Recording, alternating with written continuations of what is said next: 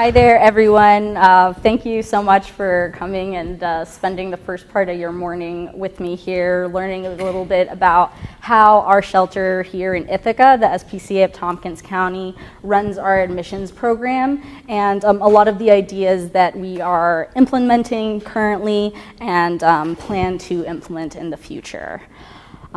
So before I kind of dive into everything, I'm going to tell you just a little bit more about myself and more importantly my pets, because they're the cutest pets in the world, and a little bit about our shelter because I know everyone here is coming from different shelters, different organizations, and so I just want you to see kind of our layout. I do think that all of the things that we're going to be talking today can be implemented no matter what size shelter you have. Like I said, my name is Sonia and I'm our intake coordinator. I have been working in the field for 7 to 8 years, and I mainly put pictures of my pets and some of the past organizations I've worked in here. I want to brag about the middle picture, which is my dog Ginny and a foster dog that I had for a couple months back. Her name is Roxy, and through a program that actually we'll be talking about more towards the end of the program, it was a dog who needed kind of just a chance to be away from her home situation for just a little bit, and she was able to go back to her family and is doing really, really well. So it's awesome. Actually, I get to see her almost on at least a weekly to monthly basis because she lives down the road from me. So I get to check in. Just another picture of my pet. And I put this in here because we're also going to be talking about keeping and reuniting pets with family, which has a lot to do with length of stay and quality of care of animals in shelters, right? So these are 2 dogs who did not do well in shelters at all. My dog, I adopted her in 2015 with my partner from a rescue in Chicago. She did extremely bad in the shelter setting, was said to be dog aggressive, you name it. She's not dog aggressive. She adores our cat, who's right over here, Neville Shortbottom, who I adopted from our SPCA here. And we also have a red-eared slider turtle who came from a not-so-great situation but is thriving despite having to deal with my cat constantly trying to climb all over his tank. All right, so with our shelter, we are extremely fortunate because we have 2 buildings, and I know other shelters I've worked at, and many of you in here maybe come from shelters that don't have 2 buildings or don't have a separate method of having your admissions come in as opposed to adoptions. How many of you in here work in intake, in your intake department? Awesome, awesome. How many of you are having to do those intakes at the same place where you're doing your adoptions? Yeah, it's hard. So we have our old shelter, which is now our intake building, our rescue building. And though we do a small amount of adoptions from there, we're mainly able to keep any pet who comes in. This is the first building that they're coming into. So this is where our conversation starts with someone who's thinking about surrendering or returning, or adopting one of our pets who does better in our rescue building than in our adoption center. And it's also where our animal control officers and humane investigators work out of. So essentially it's intake, it's animal control and humane investigation, and we also have some veterinary rooms for intake check-ins and general exams for our pets. All right, so getting into managing intake. I love this picture because I don't know about you, but I think all of us who have worked any job have felt like the little dog who's holding onto the branch for dear life and really wants the branch and is trying to help out. And especially in animal welfare, and at this time of year where so many shelters are at capacity or near capacity. How many people here are at a shelter who is near or at capacity? Yeah, exactly. It's kitten season too, so that just adds so much more into it. So this is where managing intake and managed intake, which I'll explain in a bit, can help those things. Kind of smooth out and make that flow a little bit better. Now, there's various types of admissions in shelters. There's open intake shelters, shelters such as ourselves. These are shelters who either have a municipal contract or work with their county. They're taking in stray animals, doing stray holds, all of those sorts of things. And then you have limited intake shelters, which are primarily privately run shelters who can't take in stray animals, but they do take in owner surrenders and transports. And I would say in working in both types of shelters that having a managed intake system for that is going to help you have better outcomes, no matter how small or how big your shelter is. All right, this is a quote from Maddie's fund, but it's kind of asking just if animal shelters can get control over when pets come into their care, can we provide better care for them? And the answer is definitely yes. So with managed intake, the why in it is, and I want you to think about scheduling appointments, because it's a lot more than just trying to schedule appointments and trying to deal with your capacity of care. It's also about providing resources for our community and trying to generally lower our intakes, right? So it leads to those fewer intakes, you have better capacity for care, you have more personalized service, which is extremely, extremely important. I think that's something that, especially in adoptions, we think about customer service a lot and talking to people and really trying to get the right fit. But when it comes to intake, I think it's easy to forget a little bit that it's also customer service, it's community service. People are coming to us for help.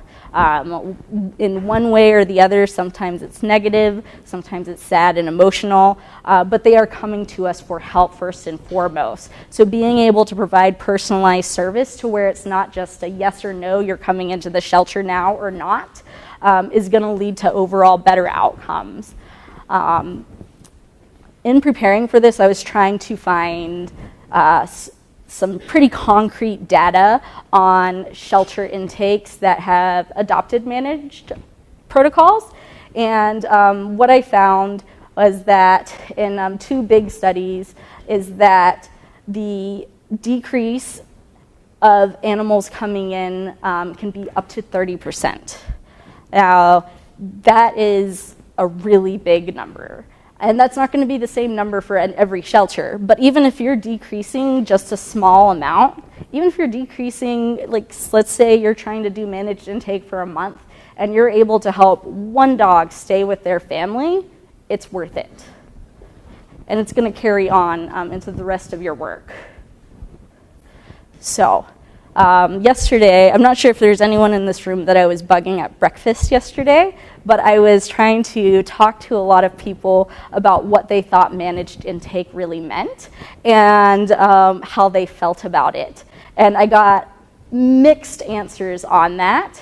And some of the limited intake shelter folks kind of thought that managed intake meant, well, you're easily turning away pets that are undesirable, or you're putting it off and where else is that person going to go?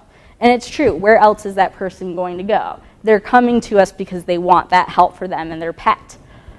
So I think with the move towards no-kill, which is amazing, and we're focusing on getting animals out the door, and we're focusing on that kind of quality of life, when someone calls and we're full and you don't have an extra empty run, you don't have another kitten cage, it's very easy, especially when you're stressed out, which I think you often can be when you're working in intake, and that's, not to say you're working in any part of a shelter.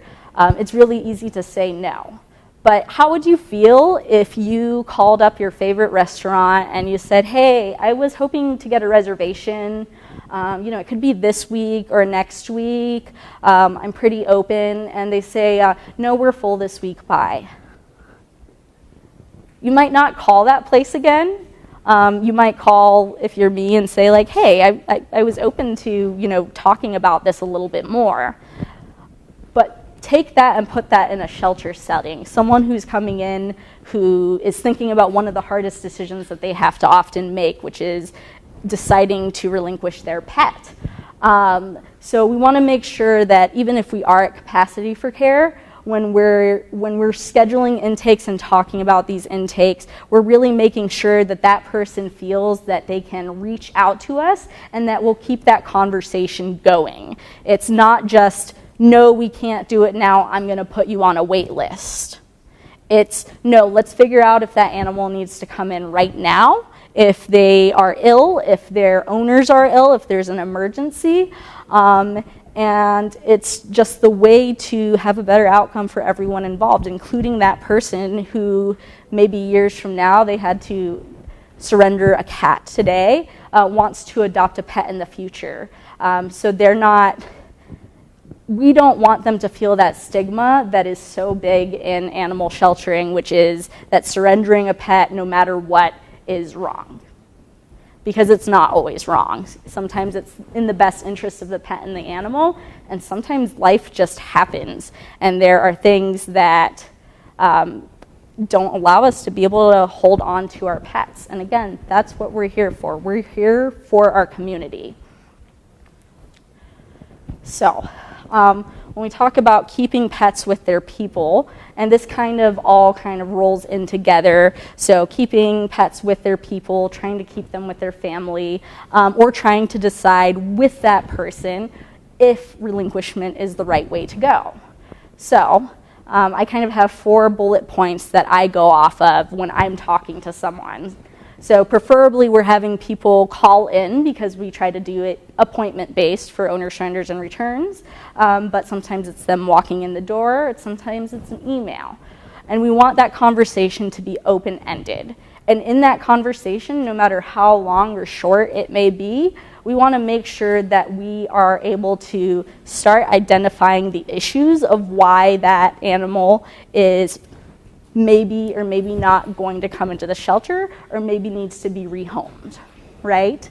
Because once we identify those issues and keep talking to those people, and I'm going to stress that when we say identifying issue and in all of these steps, that this can be a long process. Sometimes it's one conversation with someone and you decide yes or no, and again, it's with that person, but sometimes it's months of a process. It's someone who doesn't want to relinquish their pet, who is happy to have resources and happy to really think about it. So again, you have that conversation, you start identifying those issues, and then you immediately start brainstorming for possible solutions that would help out with this issue.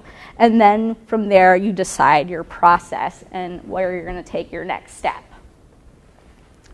And I learned this and decided to go with this process when it was my first week working at Intake by myself.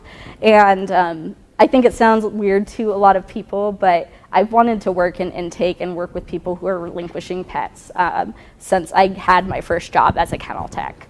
I have a passion for animals, so that means I also have a passion for working with people. So I had a guy come in, and if you've worked in intake, you've probably all had this happen, and he was really mad. He was really upset, and he was really emotional. He wasn't out of control, so it wasn't a situation like that, but he was mad. He was going to surrender his dog right then, right there. There was no other solutions, and what I could see in his eyes was that there was also sadness in there, and I could see that he loved that dog who he had walked in with. And so what I tried to do was de-escalate the situation. And I'll never forget, because as soon as I said it, I was like, that was the dumbest thing I could have said. I said, while he's upset, your dog is really cute. And then I said it, and I was like, that was not the right thing to say. And then he said, yeah, he is. And these situations started to kind of de-escalate, and we were able to kind of divert it. And instead of talking about, hey, you're coming in right now, which, by the way, we didn't have an empty kennel at that time. Our adoption center was pretty much full. We did not have a place for that dog to go at that moment. So we talked, and once we got de-escalated and you saw that he loved the animal and that the animal's properly cared for and didn't need to come into the shelter, I found out that he had just had enough money to finally move into his own apartment, and he was being threatened with eviction. I think it's really easy to say, I would take my pet anywhere with me, no matter what, but that comes out of a place of privilege, because not everyone who's being threatened with eviction or has a situation going on in their life can easily just say, well, I'm going to eat ramen noodles for a month and, stay with my friend. This guy would have ended up back on the streets. So we talked about little things, and he didn't know what a Kong was, and he didn't know what a nylabone was. And I asked him if I could send him home with a Kong. So I identified the issue, and I thought of a simple solution for a dog who had minor separation anxiety and was barking while he was out for a few hours at a time. And I talked to him about freezing Kongs and freezing nylabones with peanut butter on it. And I said, hey, if you need to come in tomorrow and you're getting evicted, that's fine. I was transparent with the reality of the situation in the shelter, and told him, it wouldn't be an ideal time, but if it's a need-based, then it's a need-based, and we're going to take you in. And I was like, but you love this dog. Do you want to try to do this? And he said yes. And he actually talked to his landlord about it, and he was given, I think, about a week to show that he could try to get the dog to stop barking while he was gone. And I also want to say he was doing things on his own. He was exercising the dog more, looking up things online. But again, not all of us are animal experts. Well, maybe in here. But not everybody who has a pet is an animal expert, and that doesn't mean that they're a bad pet parent, right? So about 2 weeks later, he came in, and he was completely different. He was quiet, he was smiling, he returned the Kong and the nylabone, said he had gone out and bought his own, and he thanked me because he was getting to keep the dog that he had had for the past 5 years. And situations like that have happened a lot since then. I keep Kongs right next to me in the desk, I keep nylabones, I keep martingales, things that maybe will help someone, pets who slip out, things like that. So this is something I want you to keep in mind as I keep going through the presentation. This is from a study done by the National Council on Pet Population Study and Policy. And these are the top 5 reasons that we hear for pets coming back into a shelter. And I'm sure we've all heard these reasons. And I just want you to keep that in mind. He was number 2 right there, landlord not allowing pets. And we were still able to help him keep that pet. Now, it's not always going to happen that way, but if it's as simple as letting someone borrow a Kong or giving them a resource, why not try to give them that opportunity? So, continuing the flow in your intake process. We want to have readily available resources for people. So we have a pet food pantry, for example. We have SOS, Shelter Outreach Services, come in and they do spay neuters once a week.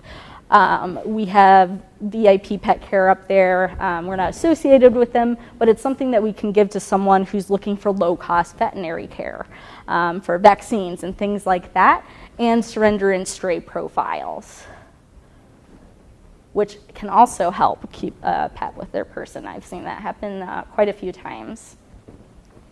So, with the question of to schedule or not to schedule, again, every time someone starts talking to you, you have that conversation open, and you are also able to start building that pet's profile and that person's profile. So that's also in the time when you're identifying a solution.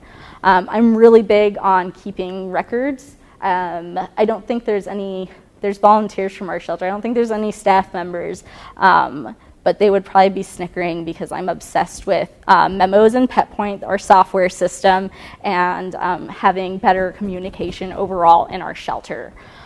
So keep that record going. And when I say keep that record going, I mean if you're transferring a call out to a behaviorist, if you referred them to someone, and this is specifically, I feel like, tends to work best with pets who may or may not be returned. We want to know where they're at, because a lot of times that's a process. It's not just a one-day thing. It's, hey, this happened, and I need to surrender, or can you help me out? And there we are with our resources. And we do email reminders for appointments. When we're scheduling 2 to 4 weeks out, this is not just if we are at capacity. This is in general. This is if the animal is not in danger, if the animal is healthy, if the person is not in danger, and they are willing to wait a little bit, which if you talk to people and have an open and kind conversation and don't come from a place of judgment, most people are happy to do that, actually. And in that time, they have a lot more time to think about really what that surrender means. And having that surrender profile sent out early and having them fill it out not only helps you as a shelter work more efficiently because you have it beforehand and you're able to ask even more questions to them when they come in, but it solidifies it in their mind for them, and it really makes them think of, wow, I may be surrendering my pet. And I've heard that numerous times of people who filled out the whole form, sent it, and then ended up canceling their appointment. Again, within those 2 to 4 weeks, receiving the resources that we can provide for them and just talking to them. This is just an example of our PetPoint memos and just kind of a made-up situation, but I would say always date, always put your name down there, so when an adoptions counselor or a kennel tech picks up the phone or your director picks up the phone and may or may not know the situation, they can go right there and see, okay, this is a general animal note or a phone call memo, and then they're able to put what they talked to with that person about on there. And so you're keeping that dialogue going, you're involving more of the shelter in it, and again, you're getting a bigger piece of the puzzle. And speaking of puzzles, we want as many pieces as possible to that story. We want to keep track of no call and no shows. When I started, we would just kind of leave them on the calendar and cross them out. There were no notes, nothing like that. But now we do. We take a red pen and say no call, no showed. We already have records of why that person was surrendering a pet. And then if that person calls back again, we're able to kind of dig into why they weren't able to make it to that appointment. And sometimes, I don't know if you were able to make it to some of the management tracks yesterday. I'm blanking on her name, but she did a wonderful presentation that talked a lot about scarcity and poverty and people who aren't able to drive out or have pet food all the time and things like that. And this kind of goes with that, especially I've noticed with the no call, no shows, who then 3 weeks later call again. And a lot of times they don't want to talk about it, and we don't want to force people to talk about it. We want it to be, again, an open and inclusive conversation. So if I'm trying to dig in and trying to see what the issue is with someone and they just don't want to talk about it, we can kind of leave it at that because we're going to have more opportunities to talk, right? And one example that I had recently was a gentleman who wanted to surrender his dog, and he was very quiet about everything. He no call, no showed 5 times. 5 times, and they were all about a month apart from each other.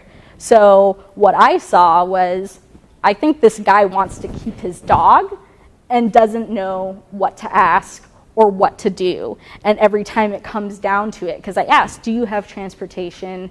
Is there a way we could help you with this? Do we need to send out animal control? And really, he just didn't want to surrender his dog. And slowly but surely, with this very quiet person, we were able to kind of identify what was going on and provide them with resources. And it was super simple. It was just documents that we already have on our computers, and we just emailed it to him, and I gave him some phone numbers to where he could ask questions, and he called a few times, asked questions, and that dog is still living happily with him. And even if that dog ends up coming into the shelter months from now, that person feels more secure in the decision that they've made. They felt that they've given it their all, which puts more trust from our community into us as a shelter system, and realize that they don't need to feel stigmatized as, oh, I'm an awful human being just because I'm considering doing this. He ended up coming in and getting pet food from our pet food pantry, and he was having a hard time because he wanted to feed his human children and his dog child, and that was the issue. So, thorough surrender profiles, which we already touched on, so I won't stay on this too long. Again, ideally done before intake, and we want to compare our notes to get that full picture, because sometimes someone's going to call in, especially when they're upset, right? They're saying, well, I'm doing it because my dog's barking, and my dog got in the trash, and my fiance said, that's it. Sometimes that's not the real reason. And it's not that the person is lying. It's that it's a hard situation and they love their pet. And as you all know, when you love an animal or you love a person, sometimes those stories and those pieces kind of get a little bit mixed up. So being able to bridge those gaps and then go over that and say, hey, I thought that you had said this last time, and then it's an open conversation and they feel more comfortable talking about it. And I put this up here mostly for the quote that I love by Gandhi, that is, in a gentle way you can shake the world.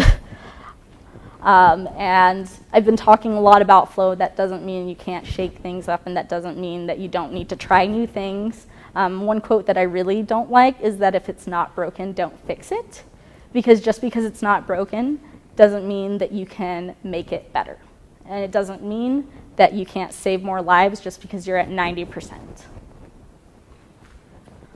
All right, so this is kind of in the same thing. Some of you may be thinking that this sounds like a lot of extra work, and especially some of the things I'm going to be talking about a little bit are a little bit of extra work, okay? But in all, and in the end game, it's more efficient, it's more productive, you end up saving more lives, and again, providing a better quality of life and workplace efficiency, and also just workplace flow going better, especially with that communication going throughout the entire shelter. So, reuniting pets with their families. And every time I say it, I get that song stuck in my head. But it does feel really, really good. These are just two examples. I unfortunately don't have a lot of pictures of, usually I'm so excited to be reuniting a pet with their person that I don't think about taking a picture. I'm just like happy and crying because I'm a crier, and just like, I'm so happy for you. This guy right here, Randy, a really, really lovely gentleman who had lost his cat about 4 months ago. This happened very recently. And through flyers that we provide, which I will explain how we do that in a minute, we were able to identify the cat as soon as she came in, and we called him, and he didn't believe us at first. And he came in, and I didn't get a great picture of the cat being happy, but with a lot of cat to people reuniting them, the cats are being cats, so they're kind of like, you're finally here, where's my tuna? You know, and the person's like, oh, my baby, and they're like, okay, can we go now? this cat was so happy. It was beautiful, and I wish that I could show that like in a video to you, because this cat was this guy's. They were like soulmates, and I would cry actually just thinking about it right now. All right, and then we also have a picture of a woman, my friend now, named Mara, who had found a stray cat, really fallen in love with the cat, and eventually came back to get the cat. And there's her after realizing that it wasn't a kitten, it was just a very small cat, and she got her dental care and she got her med care, and she was able to go home. And I get constant updates on Mo, which is really sweet. All right, this is something that I know all shelters do, which is scan those pets as soon as they come in. If someone calls and they're far away from your shelter, ask them to go in and get the pet scanned at a veterinary clinic. And make sure they call the veterinary clinic first, so that way they know they're coming, but most clinics are happy to at least scan. And then we, on our end, start looking through our lost reports, which kind of look like this, which I apologize, I know it's blurry. So it's just kind of an Excel spreadsheet, which when I started just had your basics, spayed or neutered, age, things like that. What we've added is more specific details, because people, sometimes what they think their animal looks like is not what we think an animal looks like. One time I worked at a nonprofit vet clinic. A woman came in with a purebred Bengal cat that was a brown tabby. And it was definitely a brown tabby, but she was certain it was a Bengal cat. Now, what would have happened if that lady had called the shelter and said, I lost my Bengal, and I write down Bengal, and then, you know, all these brown tabbies come in that could possibly be her cat, and we're like, well, that's definitely not a Bengal, right? So we're not going to give her a call. So we help it helps to ask for more specific questions about the pet. Do they have any distinguishing marks, things like that, and also things like adding in cross streets to the questions we ask, because we don't know all of the areas we're talking through, right? The suggestion is to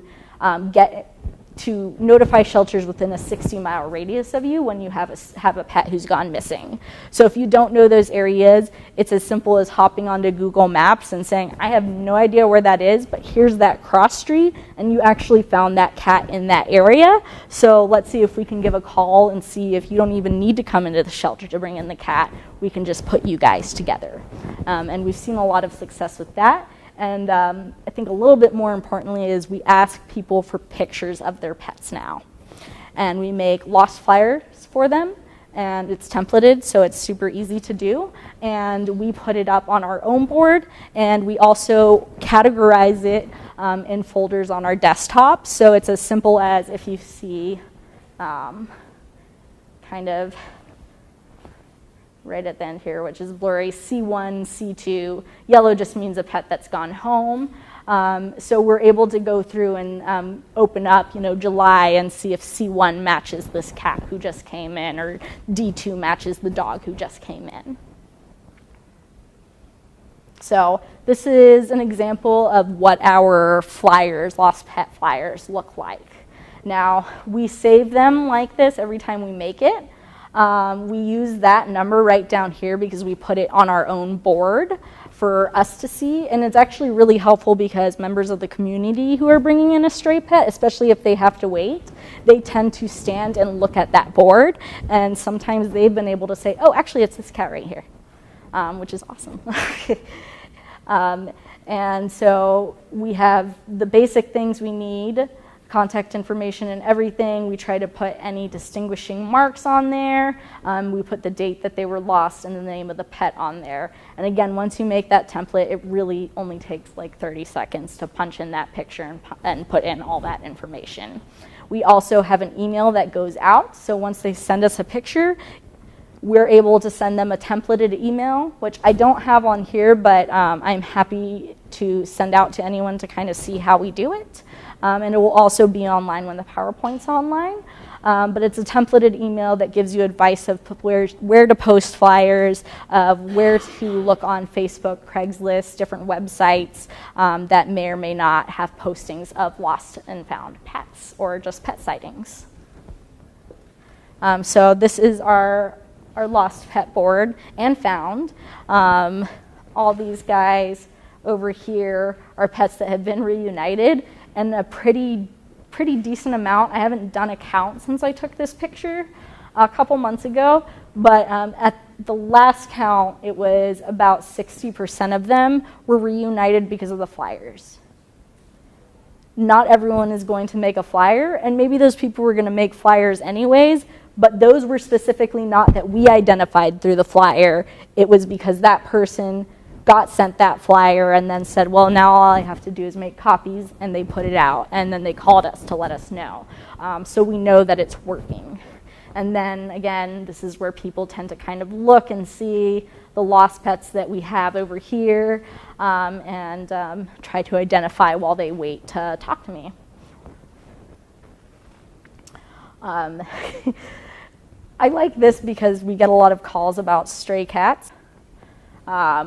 One thing which I actually didn't realize until I was doing this presentation was that you can get auto notifications from Craigslist with keywords. So I spend a lot of time on downtime looking through Craigslist, looking through various Facebook pages for lost pets, trying to see if we can match anyone up. And on Craigslist, you can actually, through this link, set up keywords, so like lost pet or dog or cat, so that way it pops up into your inbox. And I can't wait to try that out and see how much time we're cutting down on that a little bit, and again, making it a lot more efficient. No matter where you live, you're going to have different groups. You may or may not have groups. I know that there's areas that I've worked in that have actual websites that a community member runs themselves to have stray pets. There are shelters that do have a specific page on their website for stray pets. We do not. We have Facebook. And what we did about 2 years ago was create a second Facebook just for stray animals. And it's helped a lot because first, we're not getting those pictures lost in an algorithm of Facebook of, oh, adopt me, here's this fundraiser, this dog went on a foster outing, and then they're trying to go through all that, and it's like, oh yeah, this stray cat came in. And then like scroll, the stray dog came in. So having that Tompkins County Animal Control page gives us more of just someone can go through and just look through that line and know that it's only stray pets, and we do mark them off as either reunited or that they have moved to the adoption floor. And then there's other websites to look into depending on your area, things like neighborhood listservs and Nextdoor, which is kind of a website for a neighborhood where you can post about those things as well. So all that would be in those lost pet emails that we're sending out to people. I'm going to keep these next few slides short. This was just a really cute story of a guy who had lost his cat that was adopted from us. The cat was gone for almost exactly a year, and a little boy called in saying that he had found this cat. And in New York State, cats don't have a legal stray hold, only dogs do. We do a 5-day stray hold just like we do for the dogs, but the more time a cat has, the more time before they enter the shelter and go through that 5-day stray hold, the more time they have to be reunited, right? Because if you have an indoor-outdoor cat or a cat door, you may not be worried about your cat for 4 or 5 days, especially if you have other cats, right? Because you're not monitoring like, well, food's getting eaten, things like that. So sometimes it's a week later, and that again does not mean it's a bad owner. It's just they didn't realize. So we try to keep the cats with the people, and I found that if you talk to people just like talking to people with scheduling out, you'll find that a lot of your community members, once they understand why you're asking them to do those things, are totally on board. They are happy to post on those pages that they found that cat, and once it's been a few days, and again, as long as the pet's not in any danger, then we're able to take them in and start their stray hold and do everything we can on our end. So the last few things here is talking about some more alternatives to intake, which also does go hand in hand with keeping and reuniting pets. We have fostering to go for our kittens, and I'll be very honest, we don't have a great dog foster system at all. It's something that we're working on. Lindsay's not in here, but I would clap for her, and it's something that we've been trying to work really hard on. But at least right now with the fostering and it being kitten season, we have bags that are ready to go for a foster. So if someone found a kitten and they said, hey, had the kitten for 2 days, we ask them when they come in, hey, we can provide you with their food, we can do this and that, you can become a foster. Would you be willing to do that? So we are intaking the animal, but that animal is just turning right around and going out the door and going into a home environment where they're a lot safer. And they can be more socialized, and they're not going to be as open to diseases that run around the shelter. And then there's the Million Cat Challenge. Please look into that if you've never looked into it. That kind of dives into what I was talking about of asking people to hold on to cats for a little bit longer. And networking, transferring out. I hope everyone here is networking. I know we're all animal people, and some of us talk less to humans than others, but this is a great chance to talk to people, even if they live in a different state, and network, see what other shelters are doing, and see what works best for your shelter and what things you can try. In our shelter, we're also really lucky in that we have a public assist program. Now, this is something that started by having a grant that our humane investigator really fought hard for. And I love this picture. It's our advocacy center here in Ithaca that deals with domestic abuse and situations like that. And every member of a family deserves safety. And it's awesome because they believe that is with pets too, just like we all believe here. So if you have questions about the public assist program, please come and talk to me. But we determine protocols, eligibility, scope of care, timeline, and outcome, and all of that is kind of headed by our lead humane investigator. So when I say public assist, we are taking in that animal, but it's not coming in as just a seizure. It's not coming in as a surrender. It's coming in as someone died and there's 2 cats and a dog in their house, and animal control gets that call, and we come in and we take those pets. There's no charge. We feed them, we take care of them, and that family member does not have to worry about, geez, I just had a family member die. They at least have time, a few days to a few weeks, to talk to us and figure out, like, hey, you take your time with this, we're taking care of those animals, and then we can figure out if there's anyone in the family who wants to take the pets. It's a really, really awesome system. And sometimes it does end up with that pet being completely taken in and going to the adoption floor, but more often than not, just having those few weeks allows those family members to be able to find someone rehome on their own. These are just some pictures of not all public assists. The lizard with Joe, our lead humane investigator, that was one of very many animals from a public assist situation. Not a hoarding case, just someone with lots of reptiles. And 2 dogs who came from a very elderly woman who had passed away, and they went onto the public assist program. And then we deal with all sorts of animals. We just got a parrot in yesterday, a stray African gray parrot. We deal with cruelty cases, so that stems to other animals like horses, like Lemon pictured there at the bottom. And then just to wrap things up, because I think this is so crucial to animal welfare's mission. And it's something that I love to say a lot, is that all dogs are individuals. I'm obsessed with pitties, and so that's part of the reason, but it's all animals, right? And that's Miss Paula, who got adopted, and she wanted to make sure that we know that all cats are individuals too, but so are people. So again, remembering we don't know where they're coming from, so to better help them, to see if it's right for them to stay with their family, to see if someone who has a stray who's acting rude maybe a little bit, who's maybe just upset because they want to keep that animal because they've attached a bond, we are gonna help more and we're gonna have better outcomes.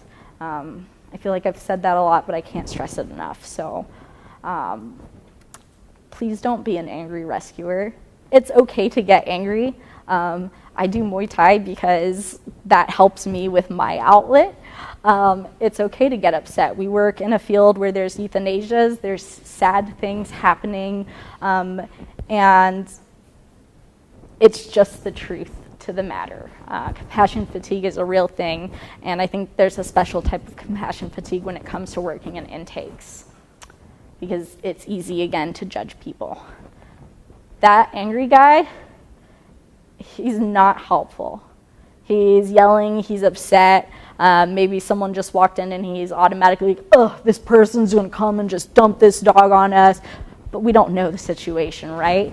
And problems with our pets and companion animals aren't just pet problems. They're also not just people problems. They are both pet and people problems, and that's where we need to work from.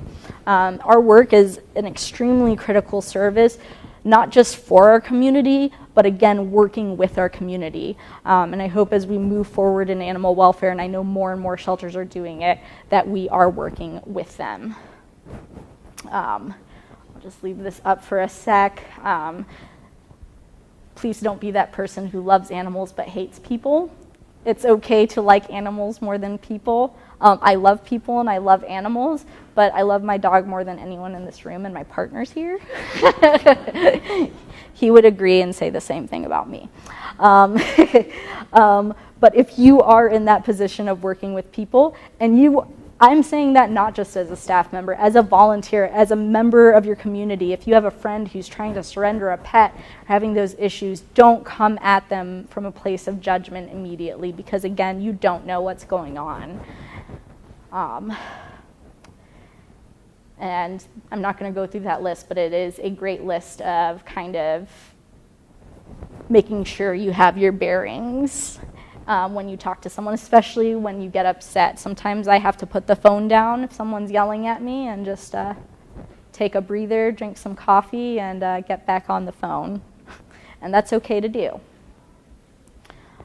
So this is the end of my presentation. This is ending with my favorite quote by Martin Luther King Jr., which is to never, ever be afraid to do what's right, especially if the well-being of a person or an animal is at stake. Jenny and our foster, Roxy, say thanks for listening.